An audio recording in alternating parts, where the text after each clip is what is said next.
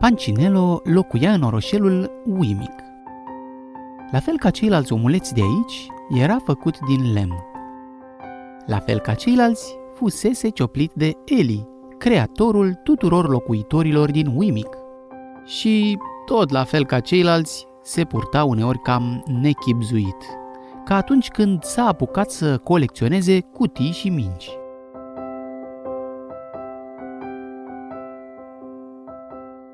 Lucrurile au început să o ia razna când un omuleț pe nume Tuc și-a cumpărat o cutie nouă. Și alții aveau cutii, dar a lui era nouă. Lui Tuc îi plăcea la nebunie noua lui cutie. Credea că e cea mai bună cutie din întreg orășelul. Era viu colorată și el era tare mândru de ea. Probabil puțin prea mândru. Mergea țanțoș de la un capăt al străzii la altul, lăudându-se la toți trecătorii pe care îi întâlnea cu noua sa achiziție. Hei, mi-ați văzut cutia cea nouă? V-ar plăcea să o atingeți? Nu-i așa că ți-ai dorit și tu o cutie nouă? Ca a mea. Pancinello îl urmărea cu privirea și se gândi că noua cutie a lui Tuc e minunată și începu să-și dorească și el una. Oh, cât de frumoasă este cutia lui Tuc! Chiar mi-aș dori și eu una. Tuc continua să se laude cu cutia, gândindu-se că era mai bun decât ceilalți omuleți, doar pentru că avea o cutie nouă. Ce sentiment plăcut este atunci când ai o cutie nouă! Oh, domnule Nip, dar văd că ai și tu o cutie mare și frumoasă. De când o ai? Am cumpărat-o săptămâna trecută. Vai, atât de veche! Te rog, nu mai spune asta cu voce tare că te faci de râs cu ea. Cutia mea e la fel de bună ca a lui Tuc, chiar dacă am luat-o săptămâna trecută. Așa se lăuda acum și Nip cu cutia lui în fața unor omuleți de pe cealaltă parte a străzii. Cutia lui Nip nu era nouă, dar era un pic mai mare și un pic mai viu colorată și un pic mai mult decât putea suporta Tuc. Așa că Tuc deveni foarte tăcut și începu să se uite urât la Nip. Da, are și el o amărâtă de cutie. E mai mare, ce-i drept. Și are și culori frumoase. Uf, trebuie să fac ceva, nu suport. Îi veni o idee. Intră într-un magazin de pe alee și cumpără o minge. Ieși țanțoș apoi, având într-o mână cutia și în cealaltă mingea. Iată că acum avea mai multe lucruri decât Nip. Avea o cutie și o minge.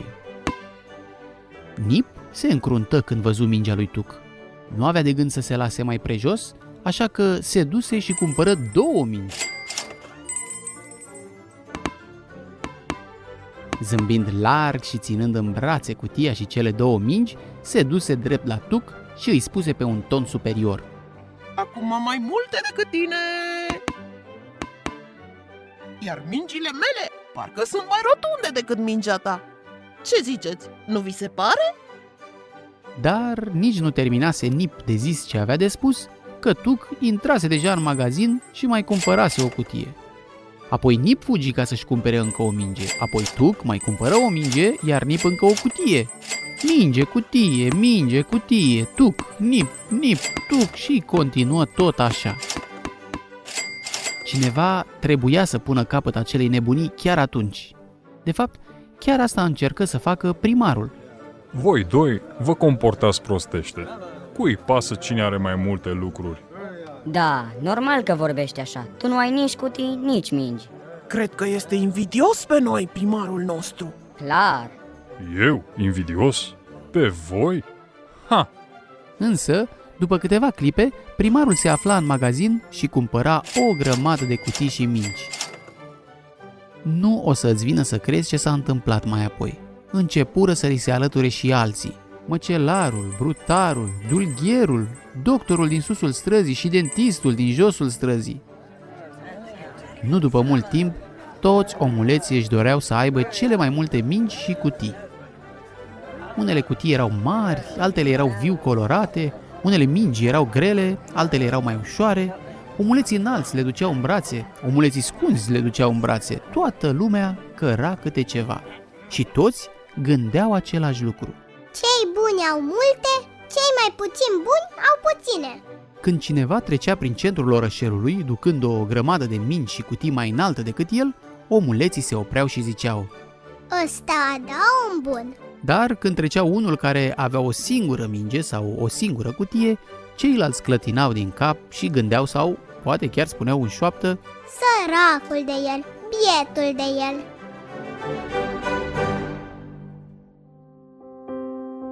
Bineînțeles că Pancinelo nu dorea să fie considerat ca un omuleț sărman. Uf, trebuie să fac ceva. Nu se poate să se uite toți la mine ca la un biet sărman. Hei, ia stai, parcă aveam în debara o minge. Pancinelo căută prin debara și iată că găsi o minge. Dar era atât de mică. Nu cred că va fi nimeni impresionat de minciuța mea. Apoi se căută prin buzunare și găsi destui bani cât să mai cumpere o cutiuță. Îmi mai trebuie bani. Ce să fac? Parcă aveam niște bani aici pe raft. Nu mai sunt. Doar cărțile mele preferate. Hei, gata! Știu ce o să fac. O să-mi vând cărțile ca să am mai mulți bani și să cumpăr mai multe mingi și cutii. Zis și făcut. Mai întâi cumpără o cutie verde cu albastru care avea nori pictați pe ea. Ce frumoasă este! Uite, e la fel ca a lui Nip. Cred că ar fi fost mai interesant dacă era diferită de a lui și dacă aș fi avut mai multe decât el. Știu ce am să fac. Voi merge la serviciu și voi lucra și noaptea, ca să câștig bani în plus. Ei, și iată că bietul Pancinelo chiar asta făcu.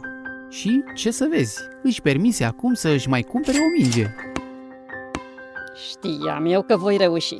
Ia uite câte am acum. Dar cum aș putea să fac rost de mai mult? Știu. Vai, ce deștept sunt! Acum că lucrez și ziua și noaptea, ce nevoie mai am de pat? O să-l vând și o să-mi cumpăr cu banii obținuți și mai multe mingi. Da, chiar așa a făcut.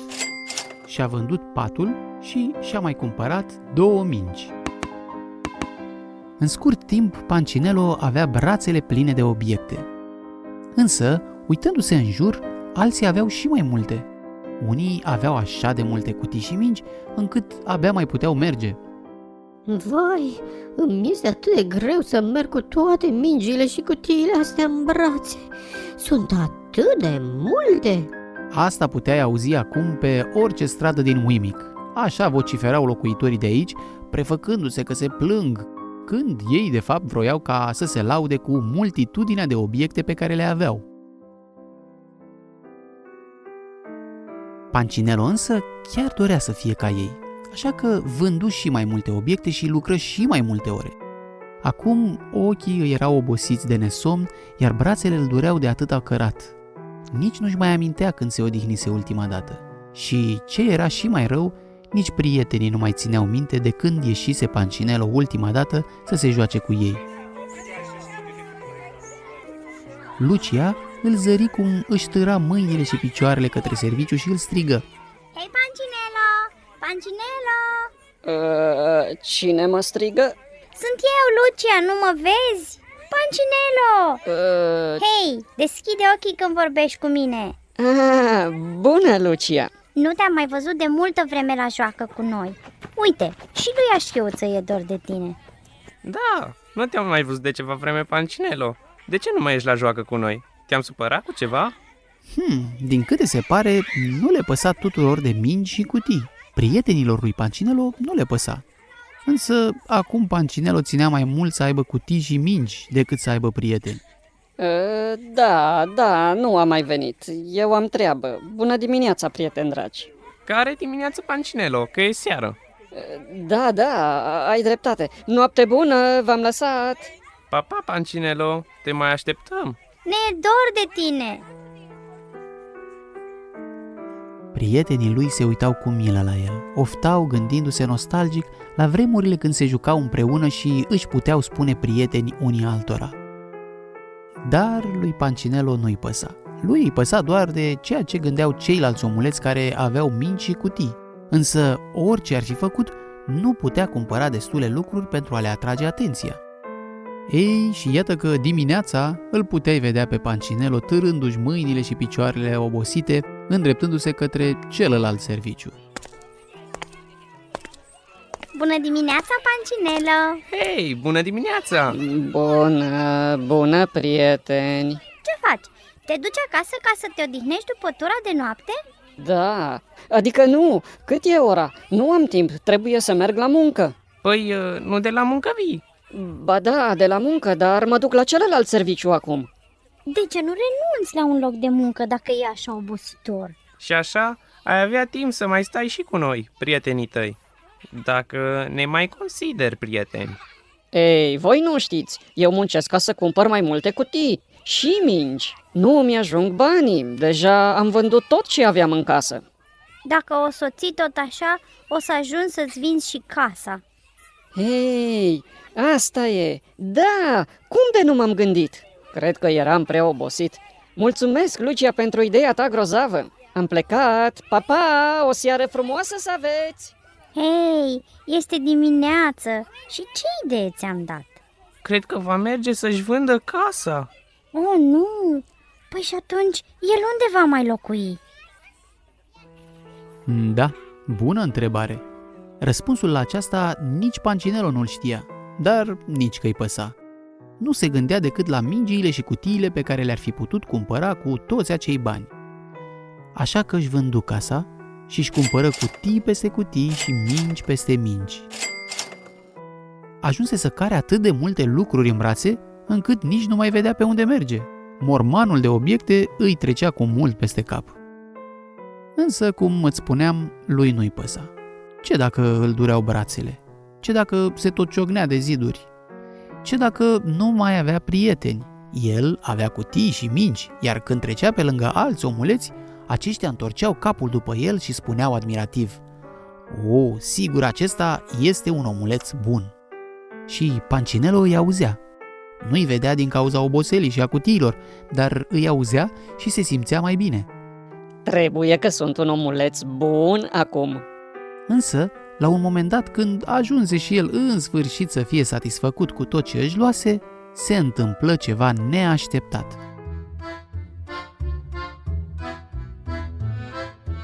Soția primarului, care era foarte mândră de cutiile și de mingile ei, schimbă regulile. Nu numai că avea multe obiecte, dar erau și deosebite. Le cumpăra de la cele mai scumpe magazine cu nume ciudate și lăsa etichetele pe cutii ca să le vadă toată lumea. Își dorea să fie cea mai bună dintre toți. Într-o zi îi veni o idee. Nu numai că voi avea mai mult ca toți, dar voi și ajunge mai sus ca toți. Așa că se cocoță în vârful cutiilor ei și strigă: Hei, ia uitați-vă la mine! Imediat, toți omuleții cu mingi și cutii încercară să o depășească. Unul se urcă pe o fântână, altul pe un balcon, un altul pe un acoperiș. Primarul însă fu primul care se gândi la munte. În spatele orășelului lor era vârful uimic. O să urc până în vârful muntelui. Trebuie să o fac repede până nu-i mai vine și altuia ideea asta.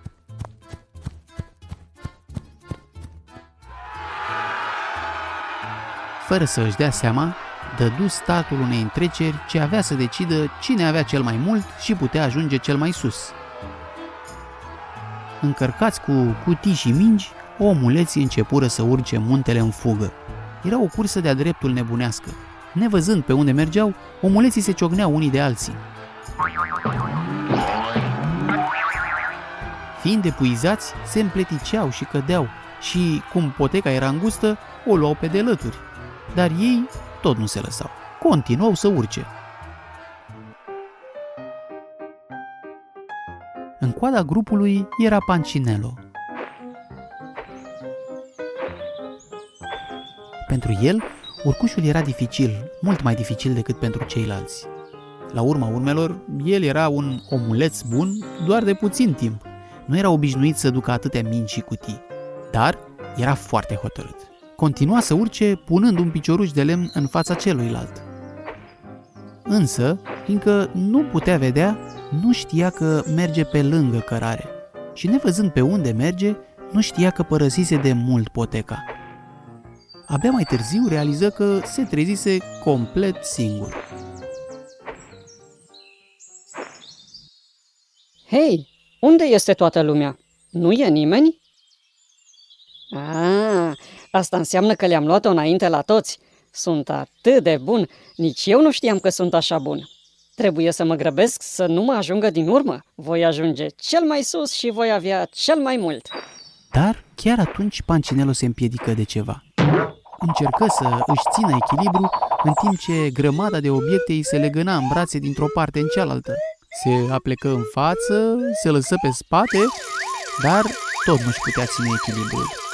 Era clar că urma să cadă. Ce nu știa el însă era că mersese pe poteca ce ducea la casa lui Eli. Se împiedică de pragul verandei și căzu de-a rostogolul până la ușa atelierului lui Eli. Ce? Gata? Am ajuns? Sau unde sunt? Nu cred! Am ajuns la atelierul lui Eli. Când Pancinelo își dădu seama unde se află, i se făcu rușine. Rămase un timp întins pe podea cu fața în jos, înconjurat de toate cutiile și mingiile. O minge se rostogoli prin încăpere și se opri chiar lângă bancul de lucru al lui Eli. Atunci meșterul se întoarse spre el. Pancinelo? Acesta rămase nemișcat. Deși era din lemn, simțea cum i se înroșesc obrajii. Mi se pare că ai purtat o grea povară. Povară? Nu, astea sunt cutiile și mingile mele. Te joci cu toate aceste cutii și toate aceste mingi? Păi... Îți plac mingile și cutiile? Îmi place cum mă fac să mă simt mai mult. Și cum te fac lucrurile acestea să te simți? Important? Așadar ai crezut și tu, ca ceilalți omuleți. Ai crezut că dacă vei avea mai multe, atunci vei fi mai bun și, prin urmare, mai fericit. Cred că da, nu-i așa? Ia vino aici, Pancinelo. Vreau să-ți arăt ceva. Pancinelo se duse după Eli la fereastră. Uită-te la ei cum urcă pe dealul alăturat. Amândoi priveau pe fereastră la mulțime de omuleți care se cățărau pe munte. Se rostogoleau, se împiedicau, se luptau unul cu celălalt, chiar își făceau loc cu coatele ca să ajungă în frunte. Ia spune tu, chiar îți par a fi fericiți? Par ei a fi importanți? Chiar deloc. Pancinelo rămase cu ochii ațintiți către primar, care era întins la pământ, iar soția lui călca pe burta lui cea mare pentru a fi mai înaltă. Ea mai ținea și o cutie pe cap, iar el avea o minge în gură. Crezi că i-am criat ca să se poarte astfel? Chiar nu.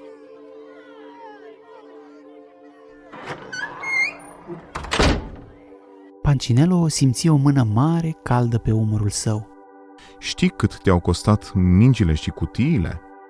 Toți banii și toate cărțile și tot patul și toată casa. Micuțul meu prieten, te-au costat mai mult de atât. Mai mult? Da, am vândut și preșul de la intrare. Dragul meu, te-a costat fericirea. N-ai fost deloc fericit în tot acest timp, nu-i așa? Da, adică da, nu am fost fericit, așa este. Știi ce te-a mai costat? Ce? Te-a costat prietenii. Da, Lucia, așchiuță. Dar, cel mai mult te-a costat încrederea. Nu ai avut încredere în mine că pot să te fac fericit. Te-ai încrezut în aceste cutii și mingi. Pancinelo privea la mormanul de lucruri întinse și împrăștiate pe jos. Dintr-o dată nu i se mai părură atât de valoroase ca înainte. Am cam dat-o în bară, nu-i așa? De fapt, nu sunt bun de nimic. Nu am nicio valoare. Nu e chiar așa. Tu ești la fel de prețios. Păi, dacă toate astea nu valorează nimic și astea sunt tot ce am, Ești prețios nu datorită lucrurilor pe care le ai. Ești prețios fiindcă ești cine ești. Iar tu ești al meu. Și eu te iubesc. Să nu uiți asta, micul meu prieten. nu am să uit, Eli. După mult timp, pe fața lui Pancinelo se văzu din nou un zâmbet. Eli? Da, Pancinelo. Dar acum ce să fac cu toate cutiile și mingile astea? Poate că ar trebui să le dai cuiva care chiar are nevoie de ele, nu? Da, cutiile o să îi le dau lui Papucel la magazinul lui de încălțăminte, să pună pantofi în ele. El chiar are ce face cu ele. Iar mingile le pot duce la grădinița din colț. Sigur copiii de acolo se vor bucura de ele, dar le duc mâine, că acum s-a înserat. Pancinelo își strânse toate cutiile și mingile și dădu să plece.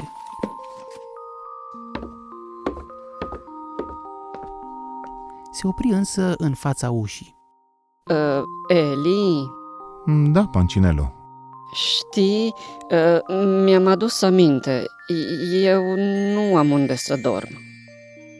Eli, care știa încă dinainte să intre Pancinelo pe ușă care era problema lui, îi spuse zâmbind cu o voce călduroasă. Ai vrea să dormi aici la noapte? Da, aș vrea. Sunt foarte obosit. Așa se face că în acea noapte Pancinelo dormi pe un pat de rumeguș din atelierul lui Eli și dormi foarte bine. Se simțea atât de minunat în casa creatorului său.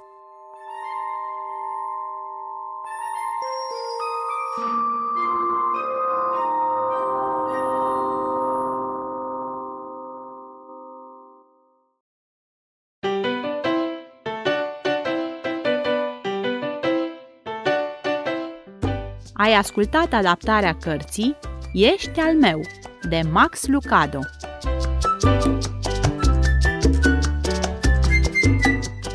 Care sunt lucrurile pe care le consideri ca fiind cele mai valoroase pentru tine? Poate telefonul pe care ți l-au cumpărat părinții? Televizorul? Calculatorul, Xbox-ul sau PlayStation-ul? Poate că vei spune părinții, familia sau prietenii. Aș vrea să te întreb însă, cu cine îți petrești tu cel mai mult timpul liber? Cu persoanele sau lucrurile cu adevărat valoroase sau cu lucruri care nu au o însemnătate așa de mare? Dar cu Creatorul tău, cât timp petreci? Îl consideri important pe Dumnezeu în viața ta? Cât timp aloci tu citind cuvintele sale sau vorbind cu El în rugăciune? Care este învățătura pe care ai tras-o tu din întâmplarea de astăzi a lui Pancinelo? Gândește-te în următoarele minute la aceasta și întreabă-te: ce ar trebui să schimb la viața mea care să arate că sunt al lui Dumnezeu? Ce ar trebui să schimb la viața mea ca să arăt celor din jurul meu că sunt prețioși pentru mine? Rămâi pe Radio Vestea Bună, postul de radio care ți aduce mereu aminte că ești al lui Dumnezeu.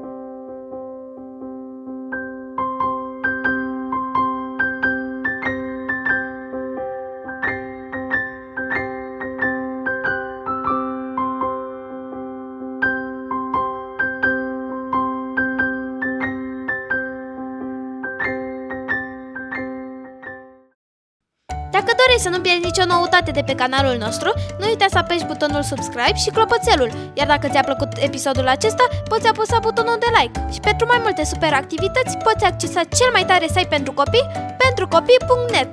Ne vedem acolo!